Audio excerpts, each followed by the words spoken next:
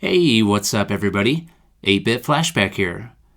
Today I'll be replacing the LCD screen on a PSP Slim 2000. This one here is in really rough shape, but luckily it's fairly easy and cheap to replace these LCDs.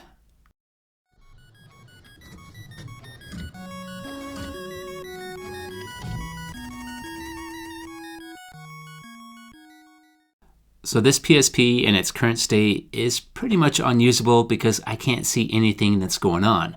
So let's get this LCD changed out. So the first step will be removing the battery so there's no power supply to the PSP.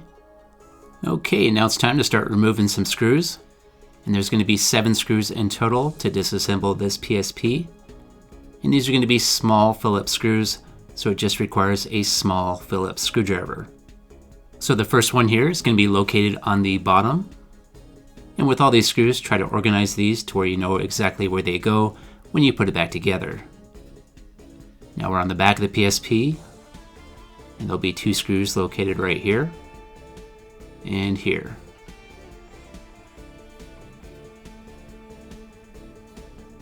Again, organize these screws so you know where they go.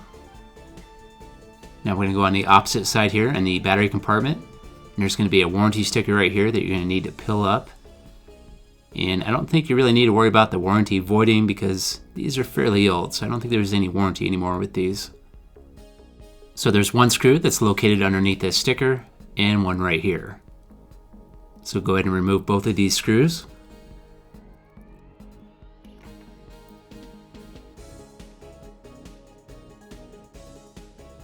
And located on the top of the PSP is going to be 2 more small screws right here.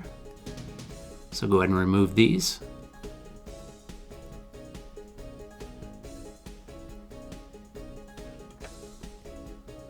And now the PSP is ready to start disassembling.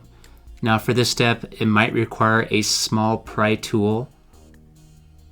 So a pry tool like this could come in handy to pry all these edges, and it might snap off a little bit easier without breaking any of the tabs.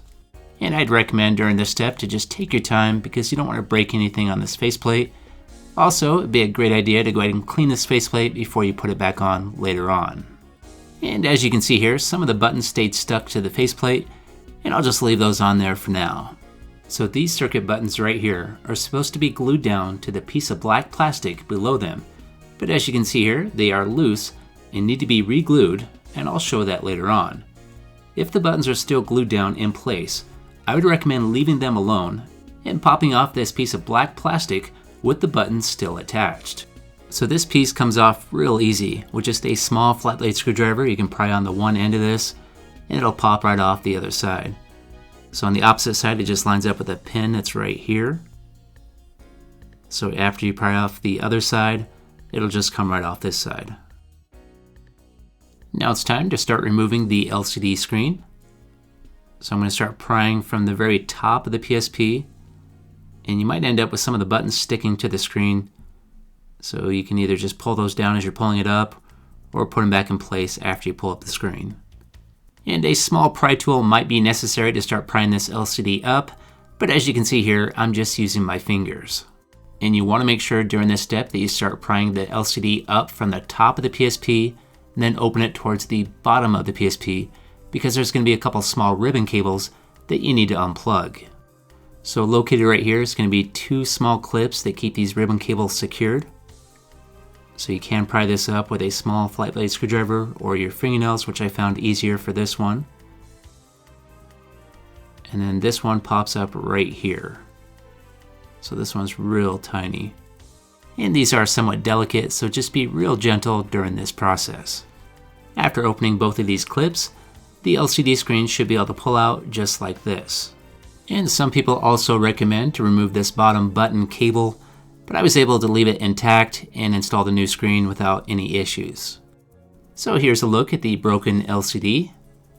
And there will be a few parts I'll be taking off this to put on the new LCD screen, and I'll show that here in a few. Here is the new LCD.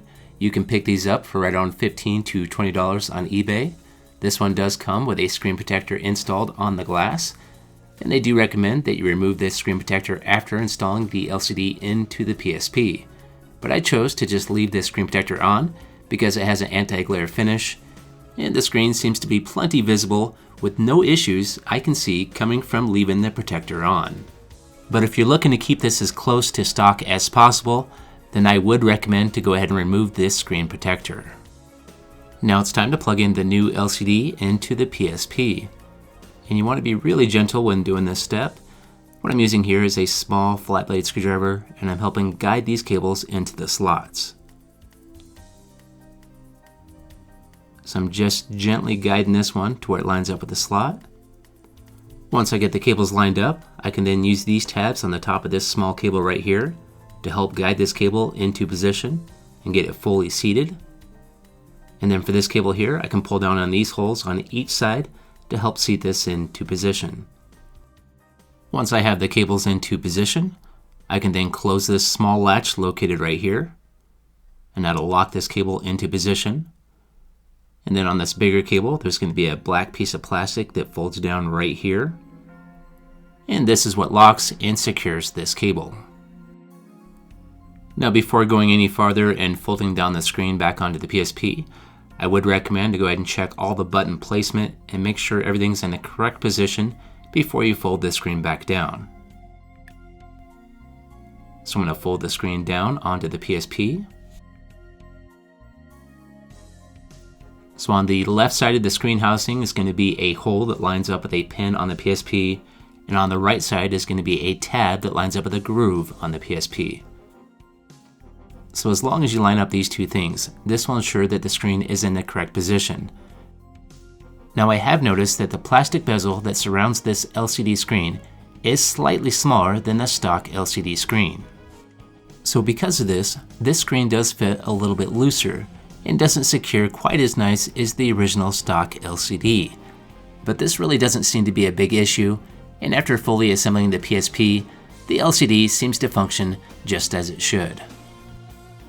Now it's time to install this black piece of plastic which provides support for the bottom buttons.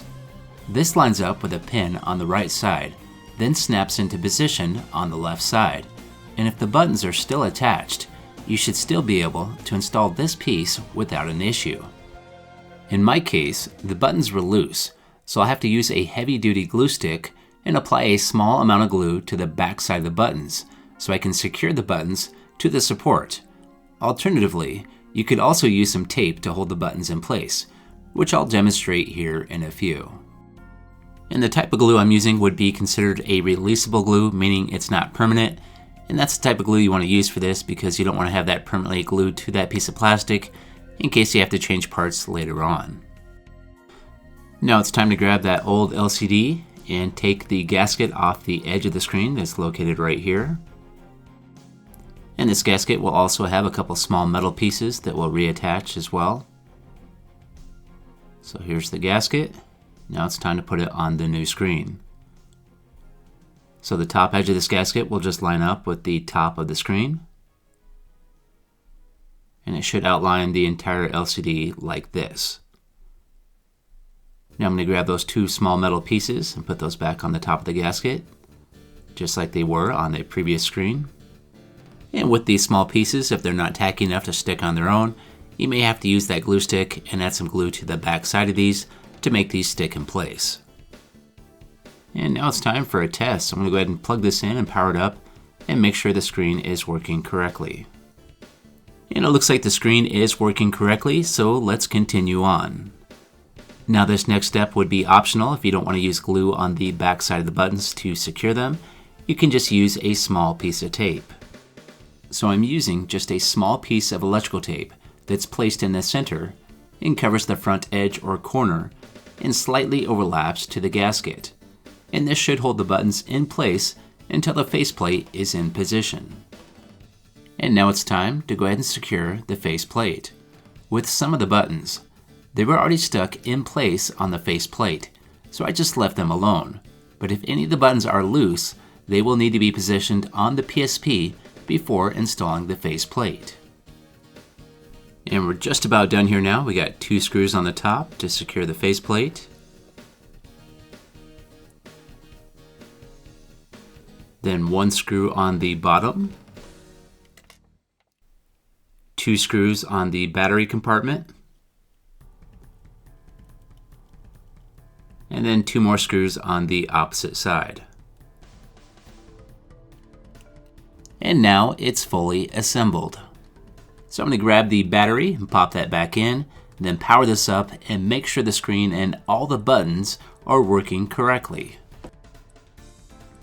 So everything seems to be working great, and the new screen looks pretty awesome as well. Now if you do run into issues with any of the buttons not working, more than likely they're not aligned correctly, so you'll have to pop off the faceplate and check the button positioning. Okay, it's time for me to go. If you liked this video, if you could, hit that like button and have yourself a great day. And I'll see you next time.